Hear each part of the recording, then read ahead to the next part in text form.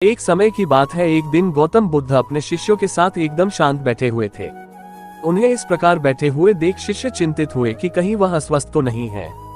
एक शिष्य ने उनसे पूछा कि आज वह मौन क्यों बैठे हैं, क्या शिष्यों से कोई गलती हो गई है। इसी बीच एक अन्य शिष्य ने पूछा कि क्या वह अस्वस्थ हैं, पर बुद्ध मौन रहे।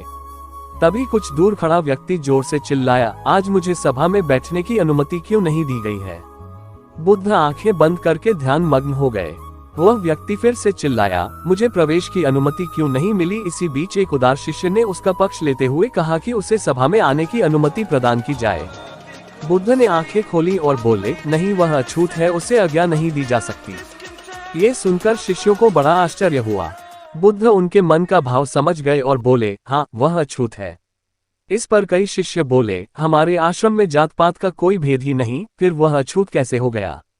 तब बुद्ध ने समझाया, आज वह क्रोधित होकर आया है। क्रोध से जीवन की एकाग्रता भंग होती है। क्रोधी व्यक्ति प्रायः मानसिक हिंसा कर बैठता है, इसलिए जब तक वह क्रोध में रहता है तब तक अछूत होता है। इसलिए उसे कुछ समय एकांत में खड़े रहना चाहिए। क्रोधित शिष्य भी बुद्ध की बातें सुन रहा था। पश्चाताप की अग्नि में तपकर वह समझ चुका था कि अहिंसा ही मनुष्य का महान कर्तव्य व परम धर्म है। वह बुद्ध के चरणों में गिर पड़ा और कभी क्रोध न करने का प्रण लिया। शिक्षा। आशय यह है कि क्रोध के कारण व्यक्ति अनर्थ कर बैठता है और पश्चाताप उसे बाद में होता है, जिसका कोई लाभ नहीं मिलता। इसलिए हमें क्रोध नहीं करना चाहिए। असल मायने में क्रोधित व्यक्ति अछूत हो जाता है और उसे अकेला छोड़ देना चाहिए। क्रोध करने से तन, मन और धन तीनों की हानि होती है।